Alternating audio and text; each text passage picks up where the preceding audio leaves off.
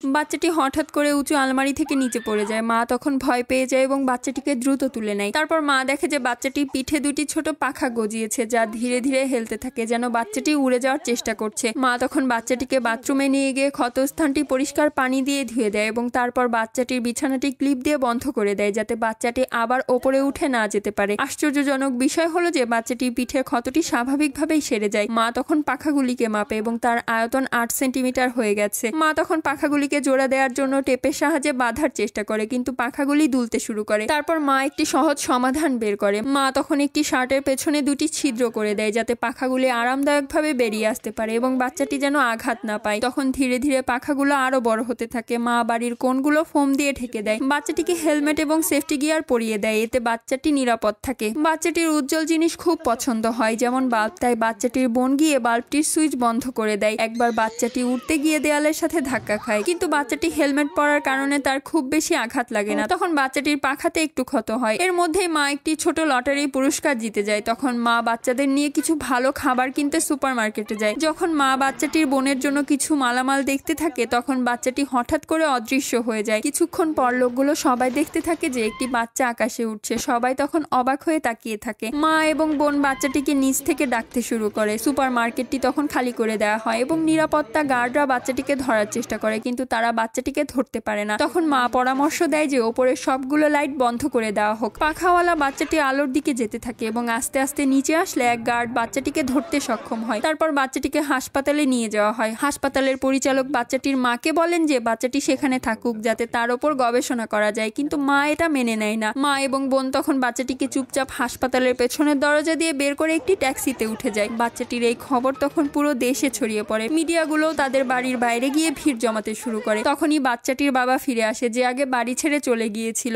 বাবা তখন বাচ্চাটিকে দেখে অবাক এবং খুশি হয়ে যায়, কিন্তু যখন বাবা দেখে যে তার ছেলে উঠতে উঠতে দেয়াল থেকে আঘাত পায়, তখন বাবার চিন্তা শুরু হয়। বাবা তখন হাসপাতালের চিকিৎসককে বাড়িতে ডেকে এনে বাচ্চাটিকে চিকিৎসা করানোর কথা ভাবে এবং আরো ভাবে যে পাখাগুলো অপসারণ করা উচিত কিনা, কিন্তু বাচ্চাটির পাখাগুলি তার মেরুদণ্ডের সঙ্গে যুক্ত থাকে এবং অপারেশন খুবই ব্যয়বহুল হবে। বাবা তখন এক প্রেস কনফারেন্স আয়োজন করার সিদ্ধান্ত নেয়। পরের দিন সাংবাদিকদের সামনে বাবা বাচ্চাটিকে রশি দিয়ে বেঁধে উড়িয়ে দেয়, যেমন একটি পুতুল ওড়ানো হয়, কিন্তু মায়ের হাত থেকে রশিটি ছুটে যায় এবং বাচ্চাটি উঠতে উঠতে অনেক দূরে চলে যায়। সাংবাদিকরা তখন বাচ্চাটির পিছু নেয়, কিন্তু বাচ্চাটি একটি নদী পার হয়ে অনেক দূরে চলে যায়। মা তখন চুপচাপ নদীর তীরে বসে থাকে এবং পরের দিন তারা বিভিন্ন জায়গায় পত্রিকা ছাপিয়ে বাচ্চাটিকে খুঁজতে শুরু করে। মা তখন খুবই একা হয়ে যায়। মা একা বসে কান্না করে এবং কখনো কখনো ভাবে হয়তো বাচ্চাটি ফিরে এসেছে। একদিন মা সেই নদীর ভেতরে চলে যায়, কিন্তু ঠিক তখনই বাচ্চাটি ফিরে আসে। বাচ্চাটি তখন একটু হাঁটতেও পারে। পরের ভিডিওটি দেখার জন্য প্লিজ সাবস্ক্রাইব।